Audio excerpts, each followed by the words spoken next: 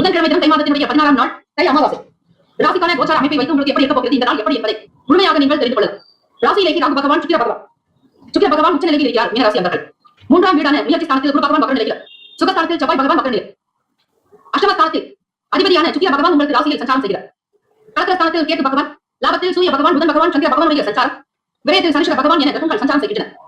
இந்த அமைப்பை வைத்து பார்க்கும்போது மீனராசி அன்பர்கள் வியாபார விஷயங்களில் சில முக்கிய முடிவுகள் எடுக்க வேண்டியிருக்கும். மாற்றங்கள் உண்டாகும், முன்னேற்றத்திற்கான அமைப்புகள் உண்டு. விலை உயர்ந்த பொருட்கள் மீதான எண்ணங்கள் அதிகரிக்கும். வெளியூருக்கு பயணிக்கக்கூடிய சூழ்நிலைகள் உண்டு. வியாபாரம் தொடர்பாகவும் செல்லலாம் அல்லது உங்களுடைய சொந்த ஊருக்கு பயணப்படுவீர்கள். விசேஷங்கள் மற்றும் அது தொடர்பான இடங்களுக்கு செல்லக்கூடிய சூழ்நிலை ஏற்படும். சமூக வேலைகளில் மேன்மையான வளர்ச்சி நிறைந்த வாய்ப்புகள் கிட்டும். எந்த ஒரு விஷயத்திலும் திருப்தி இல்லாத ஒரு மனநிலை உங்களுக்கு இருக்கும்.